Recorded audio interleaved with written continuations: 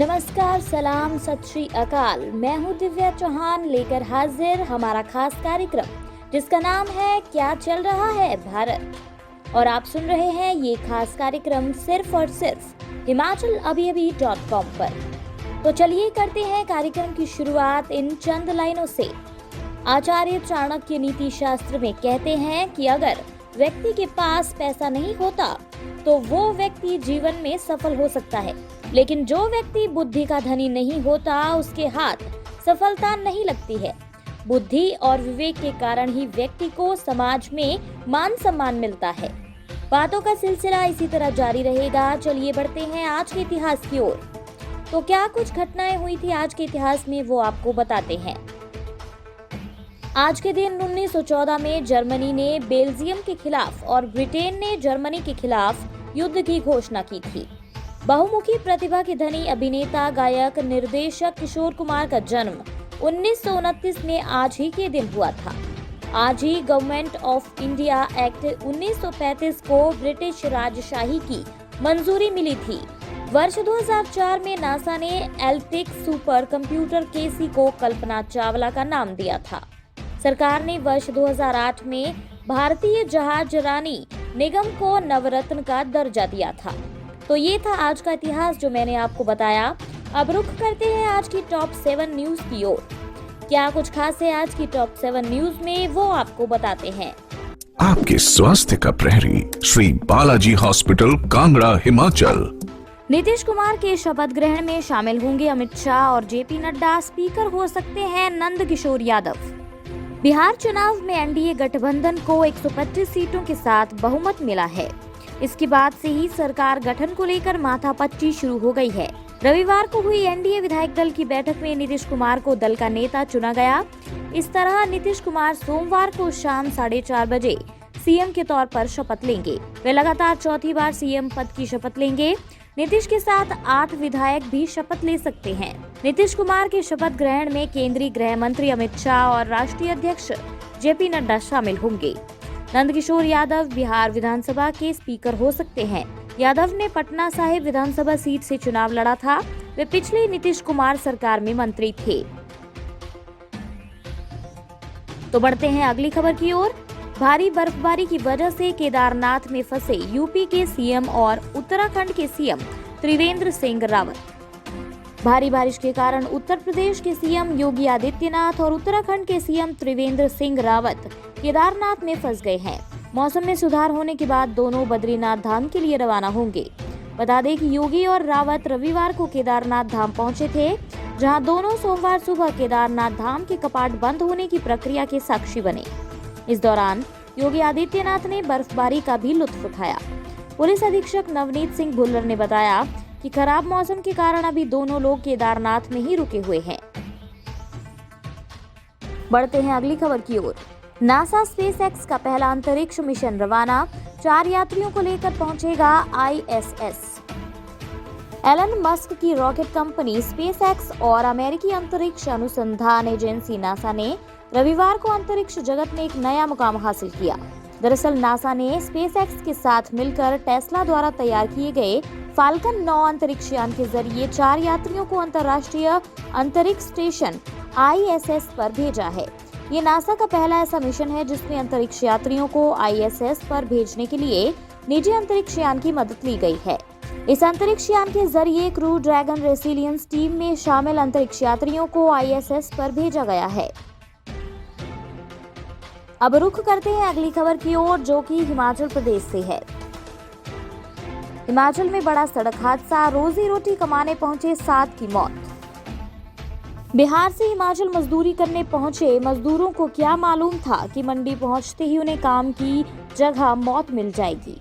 मंडी शहर के साथ लगते पुल घराट के पास एक पिकअप जीप अनियंत्रित होकर सुकेती खड्ड में जा गिरी, जिसमें सवार 7 मजदूरों की मौत हो गई, जबकि चालक सुरक्षित बताया जा रहा है।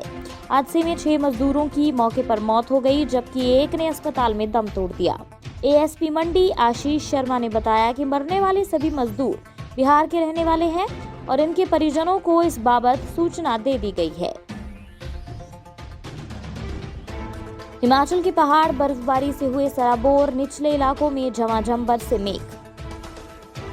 हिमाचल प्रदेश में दिवाली के बाद मौसम के मिजाज बदले हुए हैं। प्रदेश के निचले इलाकों में जहां बारिश हो रही है, वहीं ऊंचाई वाले हिस्सों में बर्फबारी का दौर जारी है। शिमला के निकट पर्यटक स्थल कुफरी, नारकंडा, खड़ा पत्थर, बागी मंडोल, रोडू, चांशल, सगरी, खदरला, टिक्कर, गिरीगंगा में सीजन की पहली बर्फबारी हुई। बर्फबारी के कारण कई रूट भी प्रभावित हो गए हैं। जनजातीय क्षेत्रों के कई गांव शेष दुनिया से कट गए हैं। जनजातीय जिला लाहौल स्पीति में रविवार से ही बर्फबारी का दौर जारी है। केलंग में 4 इंच ताजा बर्फबारी हुई है। हिमाचल के जिला किन्नौर में भी देर रात से भारी बर्फबारी जारी है। यहाँ पर तापमान माइनस से नीचे पहुँच गया है। अब बात करते हैं मनोरंजन जगत की। मामा गोविंदा से सुलह चाहते हैं कृष्णा, बोले अब सिर्फ कपिल ही विवाद सुलझा सकते हैं।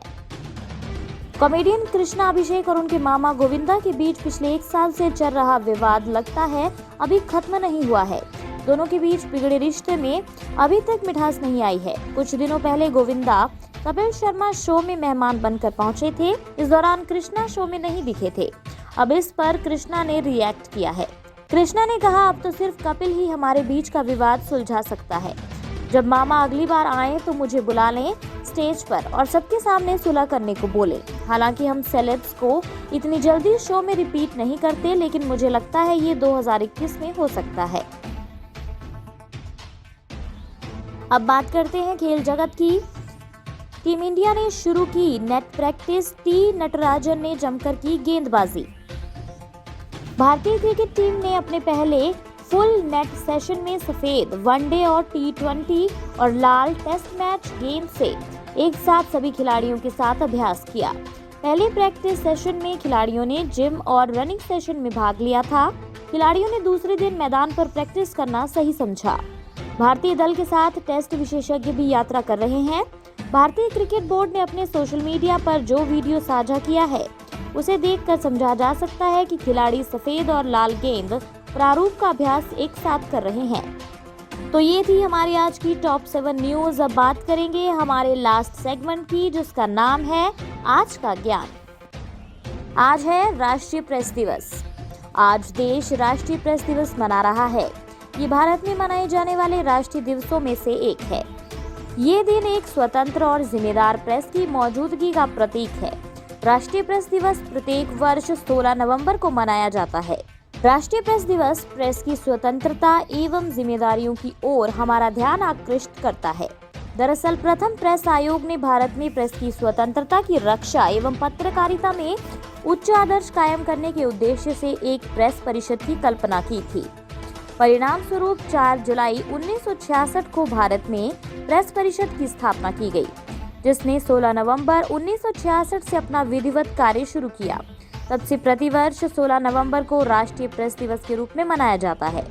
राष्ट्रीय प्रेस दिवस पत्रकारों को सशक्त बनाने के उद्देश्य से स्वयं को फिर से समर्पित करने का अवसर प्रदान करता है। आज का कार्यक्रम यही समाप्त होता है। कल फिर से मुलाकात होगी आपसे इसी कार्यक्रम में, जिसका नाम है क्या चल रहा है भारत। तो दीजिए इजाजत। धन्यवाद।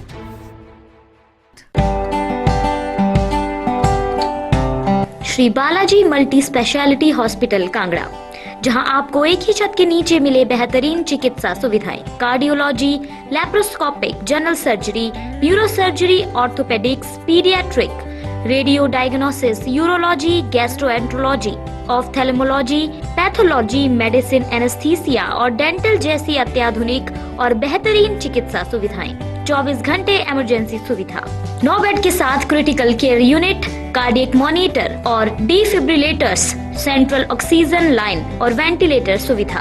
हिमाचल प्रदेश के सबसे बड़े निजी स्वास्थ्य सेवा प्रदाताओं में से एक Shri Balaji multi speciality hospital Kangra राष्ट्रीय स्वास्थ्य बीमा योजना के साथ सूचीबद्ध Shri Balaji multi speciality hospital Kangra BPL परिवारों के लिए अस्पताल में कैशलेस भर्ती होने के साथ ही ECH की भी सुविधा।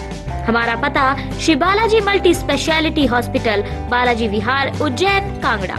संपर्क करें 9218411108 पर। Shri Balaji multi speciality hospital Kangra.